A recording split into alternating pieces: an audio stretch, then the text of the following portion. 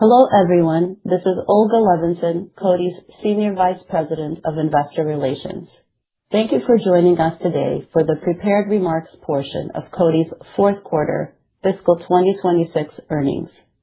On Thursday, August 20th, 2026, at approximately 8 a.m. Eastern Time or 2 p.m. Central European Time, we will hold a separate live Q&A session on our results, which you can access via our Investor Relations website.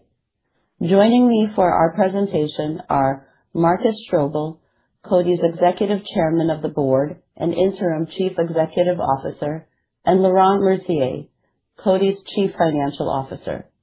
Before I hand the call over to Markus, I would like to remind you that many of the comments today may contain forward-looking statements. Please refer to Coty's earnings release and the reports filed with the SEC, where the company lists factors that could cause actual results to differ materially from these forward-looking statements. In addition, except where noted, the discussion of Coty's financial results and Coty's expectations reflect certain adjustments as specified in the non-GAAP financial measures section of the company's release. With that, I will turn it over to our Chief Executive Officer, Markus. Thank you, Olga. Hello, everyone. Thank you for joining us. Before I begin, I first of all want to thank you, Laurent, for your leadership as CFO. On behalf of the board and the entire company, I want to thank you for your many contributions to Coty over the last 9 years. I would also like to congratulate Soraya on her appointment as Chief Financial Officer. We are pleased to have her stepping into this role as part of an orderly transition as we continue executing our strategy. Our fourth quarter results were ahead of expectations, an encouraging step as we improve execution consistently. The strong cash discipline across the company also fueled higher free cash flow in fiscal 26, even in the face of profitability headwinds. At the same time, we are not where we want the business to be. Fiscal 27 will be a transition year as we strengthen core franchises and simplify the portfolio and organization, positioning Coty for more consistent growth and sustainable value creation over time.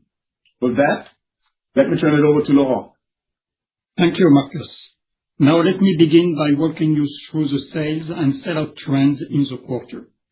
While the macro environment remains volatile, our focus continues to be on the areas we can control: strengthening sell-out, improving execution, and allocating resources behind the brands, markets, and initiatives with the greatest potential to create value. Starting with our Q4 performance, Coty delivered Q4 like-for-like sales down 1%, reflecting sequential trend improvement and coming in ahead of our guidance of a mid-single-digit like-for-like decline. Relative to our expectations coming in, the better-than-expected like-for-like sales performance was supported by stronger-than-expected customer orders in the U.S. in both prestige fragrances and mass cosmetics, as well as a milder impact from the Middle East. Specifically, the Middle East conflict impacted our Q4 total sales by a little over 1%, whereas we had anticipated a 2 to 3% impact for the quarter. We ended fiscal year 26 with a 5% like-for-like decline in sales, which included quarterly variability driven in part by prior year comparisons and the timing of commercial and portfolio actions like exiting under-scale markets and launches. We remain focused on disciplined execution and improving sell-out across the portfolio, though quarterly fluctuations may continue over the course of fiscal year 27 as we make necessary adjustments. Let me start with a broader market backdrop and sell-out performance. Despite continued macroeconomic and geopolitical uncertainty, consumer demand for beauty remains resilient. In prestige, the market grew approximately 6% in the second half of fiscal 26, while the mass beauty market grew approximately 5% over the same period. Against that backdrop, our sell-out performance remained below the market in both divisions. In prestige, Our sell-out declined 1% in the second half and was slightly negative for the full fiscal year. The timing of several key consumer and retail events differed year-over-year, including Easter in Europe and Amazon Prime Day in the U.S. As a result, we believe the 6 months view provides a more representative comparison of both market growth and our sell-out performance. However, our conclusions remain consistent. The prestige beauty market remains robust, though very competitive. Our major prestige fragrance launches are performing well, but they have not yet generated the halo across the core portfolio that we are targeting, particularly in the second half. And at the same time, our smaller flankers are not sufficiently differentiated. These two factors are resulting in the modest decline in our sell-out. This is exactly what we intend to improve in fiscal year 27, as all of our brand plans are aimed at driving both incrementality of innovation and a halo for the portfolio. In consumer beauty, our sell-out declined 2% in the second half, which is an improvement relative to the 4% sell-out decline for the full fiscal year. While still clearly below the market growth levels, this improvement in our consumer beauty sell-out is being driven by the U.S., where we are seeing some early green shoots for Sally Hansen and CoverGirl, as well as acceleration in our sell-out growth in Brazil. In sum, our focus is improving sell-out in both divisions and steadily closing the gap to the market. Let me now turn to our prestige division. Prestige like-for-like sales improved sequentially to down 0.5% in the fourth quarter and exceeded our expectations. Within the divisional total, prestige fragrance like-for-like revenues declined 1% in Q4 and by approximately 4% in the second half, which is now almost aligned with our prestige fragrance sell-out trends in the second half. In parallel, we saw strong momentum in prestige cosmetics, which delivered double-digit sales and sell-out growth, supported by Kylie, Burberry, and the early contribution from the Marc Jacobs makeup launch.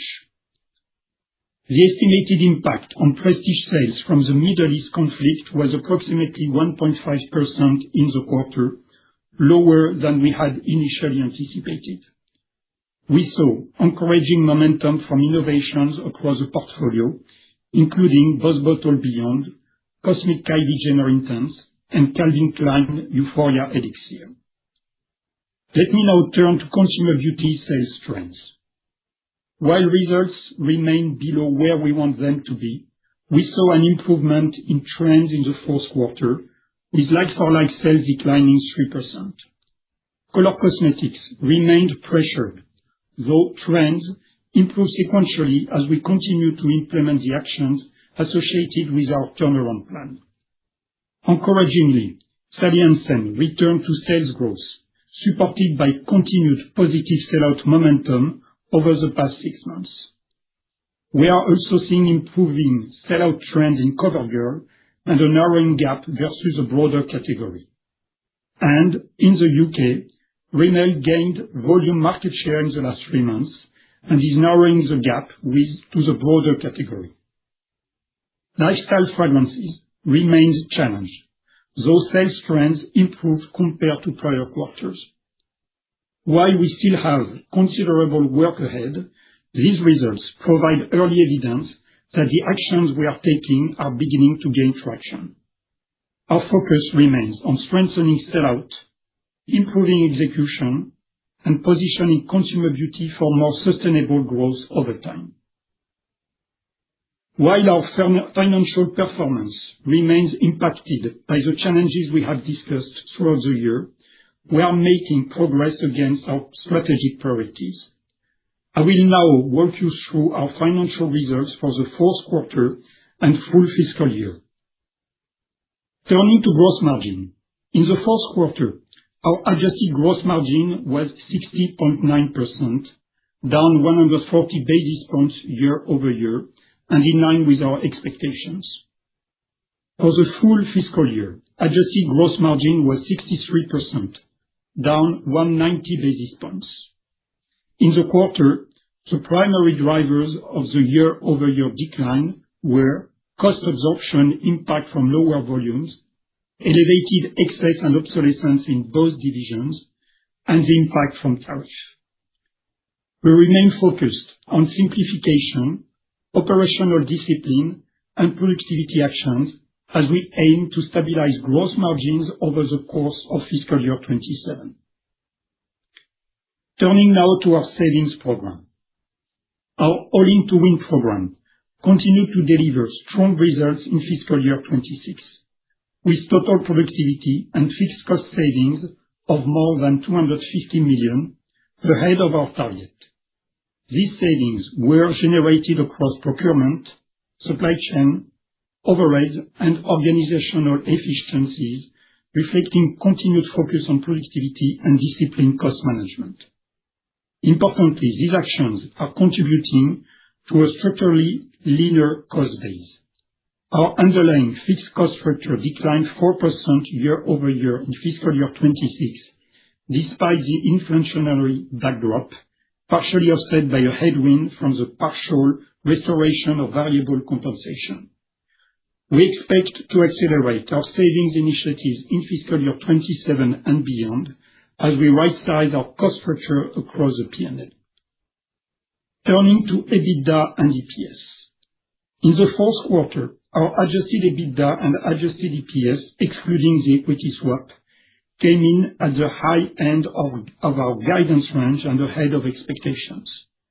That said, performance remains below where we want to be in absolute terms, and we are not satisfied with the current level of profitability. We continue to invest behind our core brands and franchises, with A&CP remaining in the high 20s as a percentage of sales. Adjusted EBITDA declined 26% year-on-year in Q4 and 22% in fiscal year 2026, primarily reflecting top-line pressure, lower gross margins, and the year-over-year impact from variable compensation. Adjusted EPS, excluding the impact of the equity swap, was break-even in the fourth quarter and $0.34 for the full fiscal year. As we move forward, we remain focused on improving execution, strengthening operational discipline, and building more consistent profitability over time. Let me now walk you through our adjusted EBITDA delivery by division. Starting with Prestige. Adjusted EBITDA declined 17% in Q4 and 12% in fiscal year 2026. The fiscal year 2026 EBITDA decline was driven by cost of goods sold absorption headwinds from lower shipments volumes, higher trade spending, and higher tariff cost. In Q4, the EBITDA decline primarily reflected a step-up in A&CP behind prestige makeup initiatives, as well as some COGS absorption headwinds. Even amid these near-term pressures, Prestige delivered a strong adjusted EBITDA margin of 20.5% in fiscal year 2026, highlighting the resilience of our scaled global beauty platform. In Consumer Beauty, adjusted EBITDA continued to be under pressure in Q4, declining 67% year-over-year. As we discussed previously, Consumer Beauty profitability was heavily pressured by supply chain cost under absorption due to lower sales, higher excess and obsolescence, and higher tariff-related costs. Importantly, in Q4, Consumer Beauty adjusted EBITDA improved by $32 million sequentially from Q3, supported by tighter cost control and seasonally stronger sales. Turning now to free cash flow. Despite over a $200 million decline in our fiscal year 2026 EBITDA, we delivered very strong free cash flow of $348 million, an increase of approximately $70 million year-over-year, and well ahead of our guidance. This performance reflects disciplined working capital management across the organization, year-over-year reduction in cash bonuses, a $34 million reduction in cash paid for interest, and a $25 million lower CapEx. Importantly, this demonstrates strong cash conversion and disciplined balance sheet management in a difficult operating year. Strong cash generation remains a key priority as we continue to fund strategic investments, strengthen the balance sheet, and position the company for sustainable long-term value creation. Turning now to our balance sheet and capital structure. Debt paydown and deleveraging remains a top priority for Coty and an important element of our long-term value creation framework. We exited fiscal 26 with net debt of $2.9 billion, and this balance does not incorporate the first tranche of proceeds we received in July from the Gucci transaction. Net debt declined by nearly $840 million year-over-year, reflecting progress against our debt reduction objectives through the Wella monetization and strong free cash flow generation. In turn, we exited the year with leverage of approximately 3.4 times. Even as we navigate evolution of our portfolio, we continue to target leverage of approximately 2 times over time. In parallel, we continue to evaluate our portfolio and assets to support a simplified Coty with a stronger balance sheet. Let me turn it back to Marcus to discuss our outlook. Thank you, Laurent. Let me walk you through our outlook for the first quarter of fiscal 2027. As we continue to see quarter after quarter, consumer demand for beauty remains resilient, with solid demand growth in fragrances and cosmetics. At the same time, consumers are increasingly selective in their purchase decisions, which is manifesting in several ways. In some cases, benefiting more premium brands and products, and in other cases, benefiting more accessible offerings. We are continuing to implement our Coty curated strategic framework, focusing on core brands and markets, reducing portfolio complexity, increasing agility by simplifying the organization, and identifying savings opportunities across the P&L to support increased investment in consumer engagement and protect profitability. We expect first quarter fiscal 27 like-for-like revenue to decline by a low to mid-single-digit percentage. While we expect Q1 sellout trends for both divisions to be broadly consistent with trends in the second half of fiscal 26, the timing of customer orders and prior year comparables are contributing to fluctuations in our year-over-year sales trends. On a reported basis, we anticipate foreign exchange to have a neutral impact in the quarter. We see Q1 adjusted gross margins declining by approximately 50 to 100 basis points year-over-year, driven by cost of goods absorption, headwinds from lower shipment volumes, and elevated, though sequentially lower, excess and obsolescence, partially offset by productivity initiatives and procurement actions. Altogether, we expect Q1 adjusted EBITDA to decline by low teens percentage, reflecting a sequential improvement from the more significant declines in the second half of fiscal 26. This is expected to translate to adjusted EPS, excluding the equity swap, of 11 cents to 13 cents per share. Anchored in the seasonal strength of our business in the first half and continued disciplined CapEx and working capital management, we expect free cash flow in first half fiscal 27 of over $300 million. Let me briefly share how we are approaching fiscal 27. As we have discussed, our objective is to restore growth while improving the quality of our business through greater focus, simplification, and operating discipline. Fiscal 27 will be a transition year as we strengthen the core business and continue shaping a simpler, more focused Coty, factoring both the Gucci exit by fiscal 28 and final portfolio decisions related to our strategic review by the end of calendar 26. Given Coty Curated remains in the early stages of implementation with uneven quarterly performance trends, coupled with the ongoing strategic review, we will not be issuing full-year fiscal 27 guidance at this stage. However, I do want to share a framework of the moving parts for fiscal 27. We have several large, highly incremental launches planned in fiscal 27, coupled with smaller targeted launches designed to strengthen core franchises. we remain mindful of several external factors, including potential volatility in our cost of goods due to the Middle East conflict and oil prices. Assuming oil prices remain at or below $100 per barrel, the anticipated impact to our cost of goods should be limited to $20 to $30 million, which is embedded in our outlook. As it relates to tariffs, our refund submission for fiscal 27 is in process, which could represent upside of up to $30 million, though this is currently not embedded in our assumption.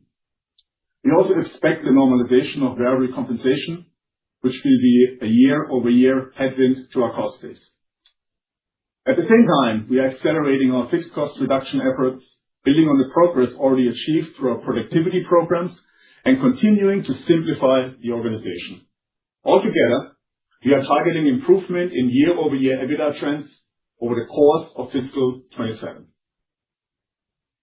Last month, we reached a critical deal with Kering, securing significant immediate and future cash proceeds totaling $400 million, plus inventory proceeds, in exchange for the early transition of the Gucci license a year ahead of schedule and supporting Kering with this transition. This was a positive outcome for Coty in the context of a license which was already set to exit the portfolio.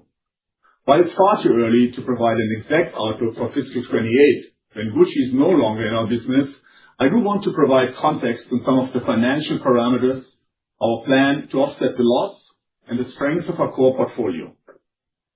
As part of the agreement with Kering, Coty received $250 million in cash at signing and will receive an additional $150 million no later than September 30, 2027, plus additional proceeds for the inventory. We plan to use these proceeds to support three primary objectives: reducing debt, investing in our core prestige fragrance and beauty brands to accelerate growth, and funding the organizational optimization required to align our cost structure with the future scope of the business. In the meantime, we will continue to operate the Gucci beauty brand through at least June 30, 2027. It is important to contextualize the size of Gucci beauty in our portfolio. Gucci beauty contributes a low double-digit percentage of our total revenues. From a margin standpoint, Gucci beauty's profitability is broadly consistent with that of Coty's overall prestige division. At the same time, it's important to emphasize that our prestige brands are all supported by shared R&D, manufacturing, and distribution backbone. And of course, the central Coty functions support the full Coty portfolio, including Gucci. As such, without any interventions, the mechanical impact to our profit in the first year of the Gucci beauty exit would be sizable. We're actively developing a plan designed to moderate the sales and profit impact in fiscal 28 from the exit of the Gucci beauty business and position the business for success in fiscal 29 and beyond. Starting on the cost side.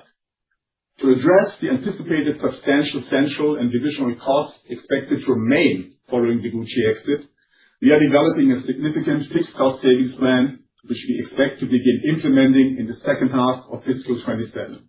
We will share more details as the program is finalized, but the key components the program will address are global go-to-market setup, manufacturing and distribution footprint, a layering of the organization, and right-sizing the central organization. In addition to this incremental fixed cost savings program, we will also be continuing to generate productivity savings across the P&L, and particularly in cost of goods, targeting several $100 million of additional savings over the next 3 years. Coty has a well-established track record of executing robust fixed cost and productivity savings, delivering over $1 billion of cumulative savings in the last 6 years, which fueled both significant investment in the business and close to 200 basis points of adjusted EBITDA margin improvement between fiscal 21 to fiscal 25. Our track record gives us confidence in our ability to execute these actions, which are designed to simplify the operating model with the new scope of the business and strengthen our profitability and margins. We are developing plans to help moderate the fiscal 28 profit impact following the Gucci exit, while fueling the growth in fiscal 29 and beyond. The first part is an amplified innovation and expansion pipeline for our core prestige fragrance brands, such as Burberry, Hugo Boss, Calvin Klein, Marc Jacobs, Chloe, and Kylie, as well as targeted investment into Davidoff and Gilles Sander. This will be funded by a combination of more focused and streamlined business efforts in our skincare business, concentrating our funds in the highest ROI opportunities, and moving funds from non-working spending to media advocacy investments. Second part of the plan is to build out fully incremental portfolio initiatives, including the launch of Marc Jacobs makeup and Etro fragrances, which will build over the course of fiscal 27, and a major launch of fragrances under Swarovski, in addition to Marni fragrances in fiscal 28. And finally, these sales acceleration efforts will be accompanied by the savings program which we are developing. Taken together, this plan is being designed to deliver on several key objectives. First, return our underlying portfolio, excluding Gucci, to growth in fiscal 28. Second, moderate the mechanical adjusted EBITDA decline in fiscal 28, with profit recovery resuming in fiscal 29 and beyond. And third, continue to steadily lower our net debt in fiscal 27 and fiscal 28 from the current $2.9 billion. And while leverage will mechanically increase in fiscal 28 due to the step down in profit, even as net debt declines, our goal remains to drive our leverage towards 2 times over time. I do want to note that these financial objectives are based on the current scope of the business, with Gucci exiting by fiscal 28. These objectives, therefore, do not contemplate the completion of a strategic review and any resulting decisions, which we aim to finish by the end of calendar 26. It is important to highlight that our core portfolio remains robust, with long-duration licenses and strong market positions.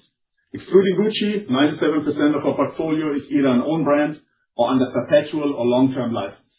And even after adjusting for the Gucci brand exit, remain the number 3 player in both the prestige fragrance market and the total fragrance market, including prestige and mass.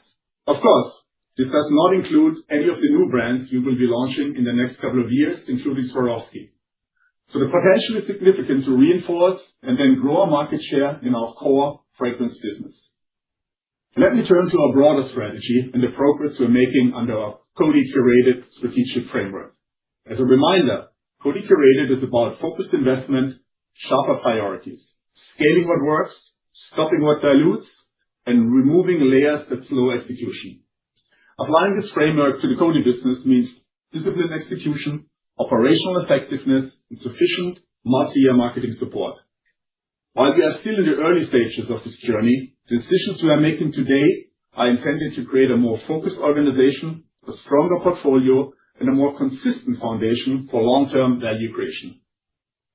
Let me now turn to how we have translated the Coty Curated framework into action over the past several months. First, we are simplifying and delayering the commercial organization to improve agility, accountability, and decision-making speed. Second, we are reinforcing an organization-wide focus on sellout and market share. As I have said before, consumer demand is our North Star, and to better align the organization behind these priorities, we have updated our fiscal 27 incentive compensation structure to include market share as one of the KPIs. Third, innovation plans across both prestige and consumer beauty are centered around a smaller number of big bets, so we can concentrate our resources behind the initiatives with the strongest potential. Fourth, we are stepping up advocacy and consumer engagement, supported by a more streamlined agency model and broader deployment of generative AI and generative engine optimization capabilities to improve content efficiency and brand discovery across brands and markets. This enables us to redirect resources away from non-working spending and towards the activities that most directly influence consumer demand. And finally, we continue to apply a more rigorous ROI lens across the portfolio. A good example is prestige skincare, where profitability has improved in the past quarter as we have focused our investments in the areas where we see returns.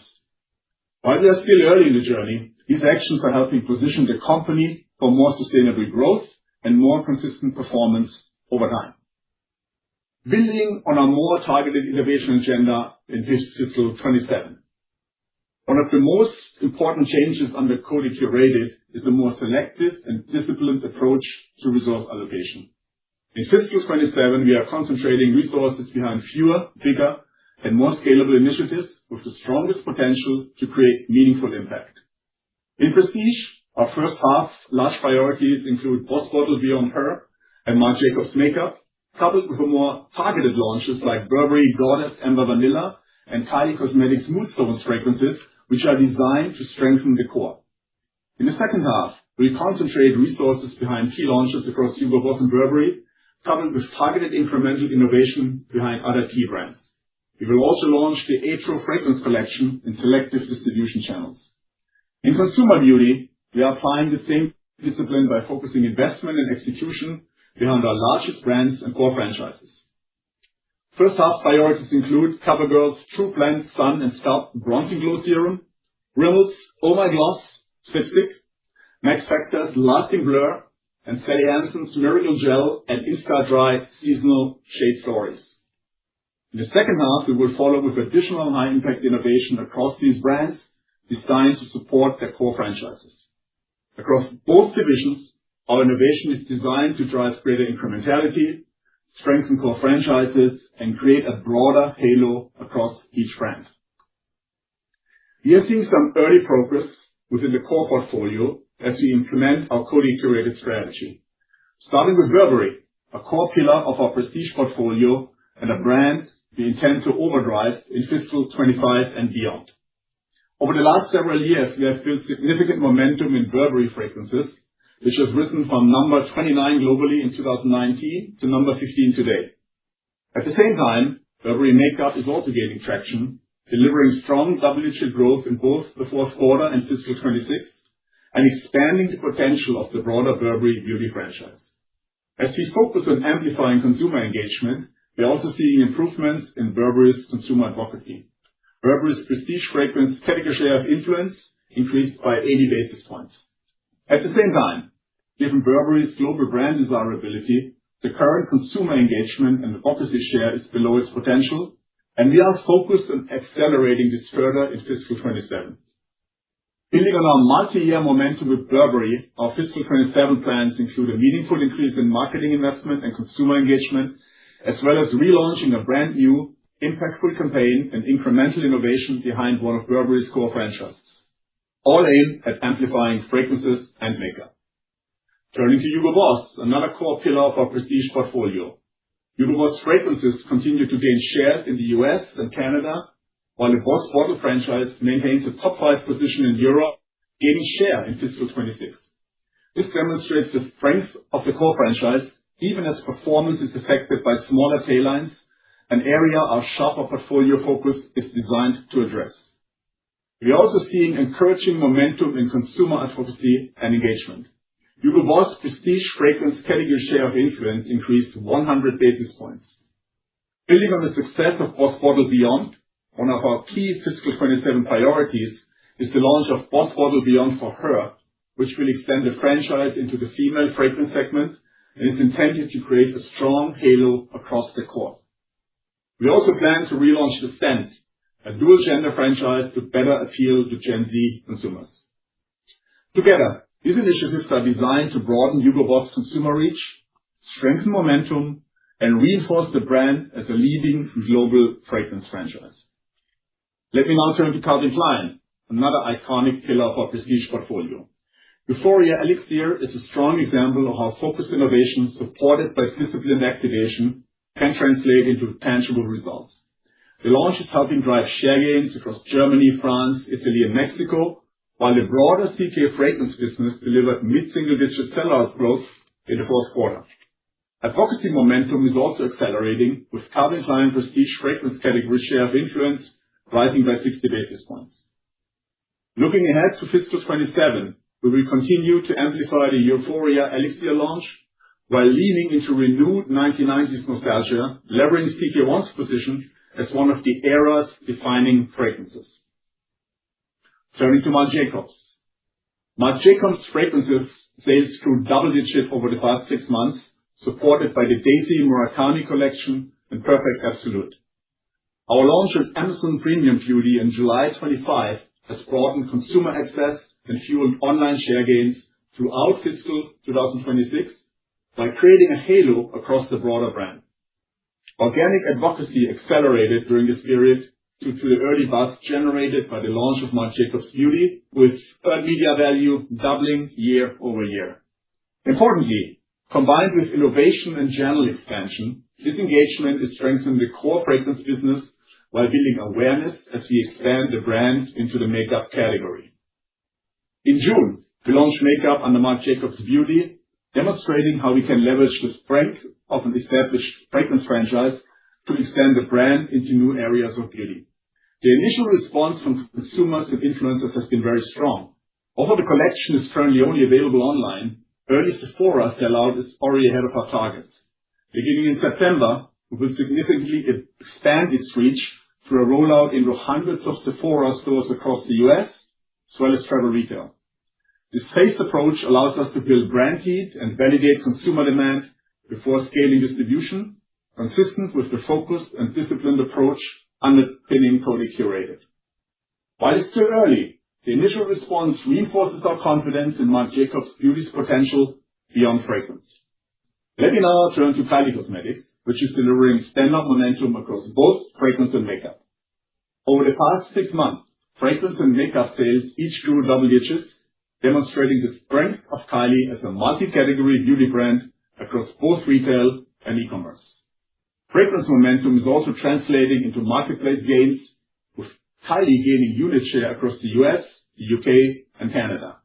In fiscal 27, we will build on this performance with 2 priority initiatives: the Moonstones fragrance collection and new lip kits.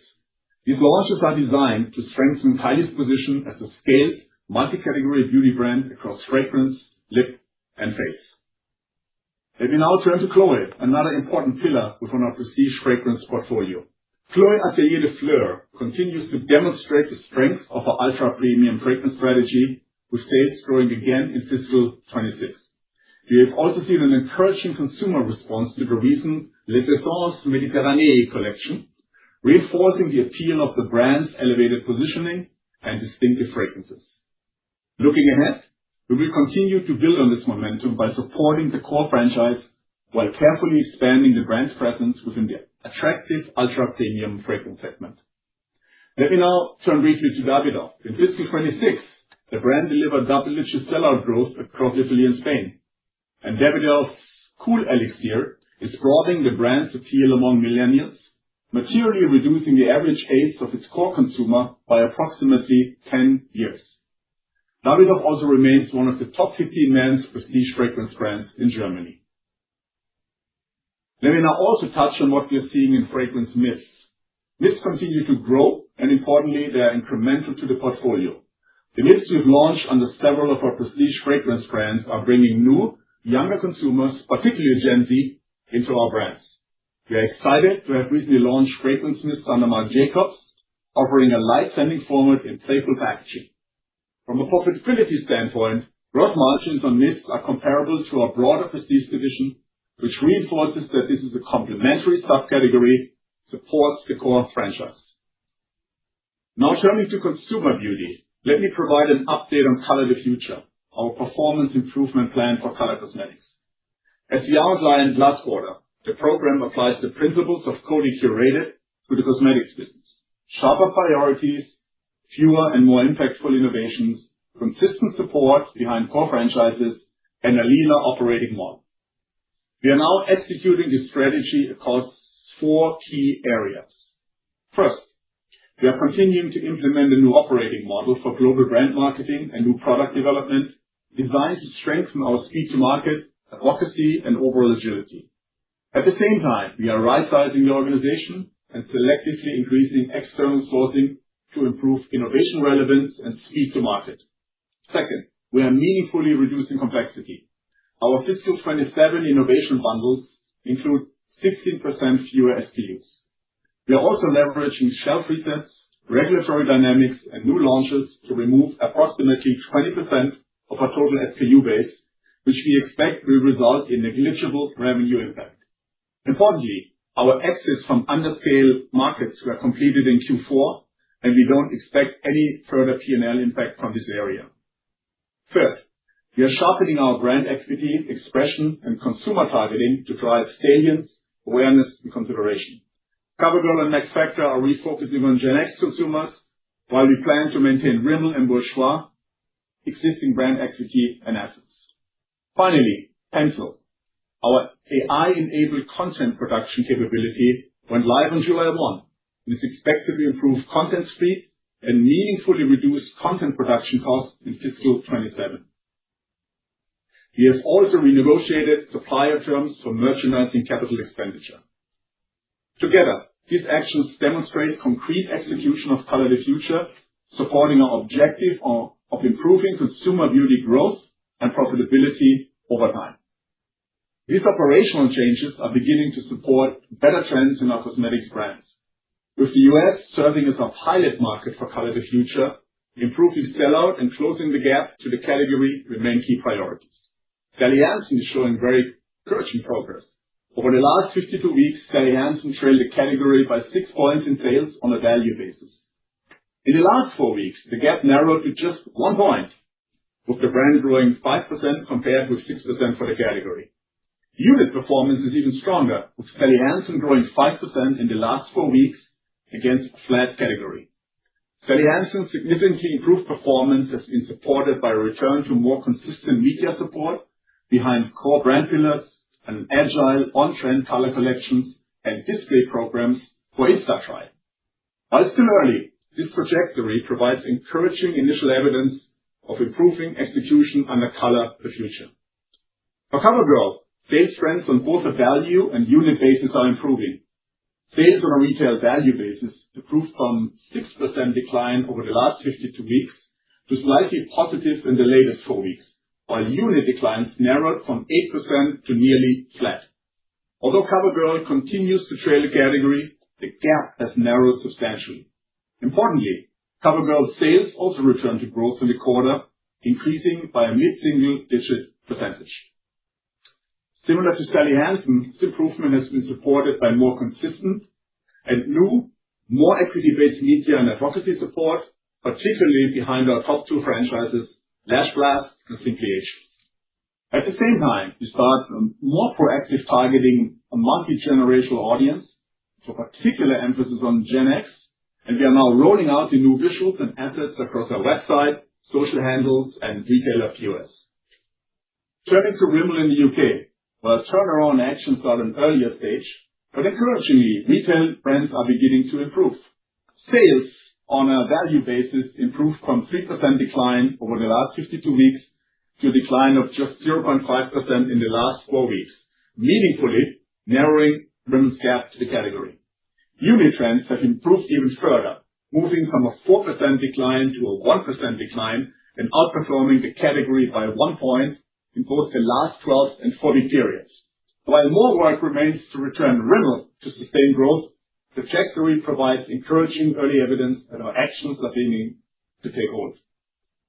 Turning to mass fragrances, Q4 like-for-like sales declined by a low single-digit percentage, although trends improved sequentially. Where we have focus and scale, performance remains stronger, with Adidas fragrances delivering high single-digit like-for-like growth in Q4. This reinforces our decision to concentrate resources behind core brands and priority markets while simplifying the broader portfolio. To guide this work, we're introducing our Future of Scenting, a framework built on the principles of Coty Curated and designed to deliver greater focus, scale, and more consistent returns. As part of our strategy to strengthen the fundamentals of our business, we are also actively positioning our brands to win in the emerging playing field of agentic shopping, starting first with generative engine optimization, also known as GEO. Several of our brands and markets have taken a head start in activating GEO action plans to improve their visibility and rankings on AI platforms, and we are now actively deploying their playbooks across the broader Coty portfolio in both prestige and consumer beauty. We are measuring our brand's GEO traction with visibility score, which captures how often the brand in question appears in the answer of an unbranded AI query. As an example, Marc Jacobs has already reached a strong AI positioning in the UK with an 8.7 visibility score, while Hugo Boss in the UK has reached a 6.3 visibility score. But the real highlight of the last quarter has been Rimmel in the UK with a visibility score of 13.8, driving its brand ranking in large language models from number 7 several months ago to number 4 currently. The local team achieved this impressive result in such a short period of time through a multi-step action plan, including enhancing the brand webpage, optimizing the product description pages on retailer websites, refining our social media strategy, and amplifying our editorial content approach. We are cascading this geo playbook across the full portfolio so that we capture our fair share in the accelerating area of AI discovery and shopping. Let me take a step back and frame where we are and where we're going. As we close today, let me be clear. While our results were ahead of expectations, we are not yet where we want to be. Over the last 3 quarters, we have taken concrete steps to simplify the portfolio, refocus on the core, and reduce debt, including the Bella monetization in late 2025 and the recent early transition agreement with Carrie. Our near-term outlook reflects both the opportunities ahead and the realities we need to navigate, including periods of volatility and the impact of portfolio changes that will weigh on our results before actions fully take hold. Fiscal 27 will be a transition year as we strengthen our core business by completing the work to shape a simpler, more focused Coty, factoring both the Gucci exit by fiscal 28 as well as final portfolio decisions related to our strategic review of consumer beauty by the end of calendar 2026. We have important strengths to build on, including leading brands, strong category positions, solid cash generation, and a differentiated end-to-end global platform. Through Coty Curated, we've established a team, strengthen core franchises, and create a broader halo across each brand. We are seeing some early progress within the core portfolio as we implement our Coty Curated strategy. Starting with Burberry, a core pillar of our prestige portfolio and a brand we intend to overdrive in fiscal 25 and beyond. Over the last several years, we have built significant momentum in Burberry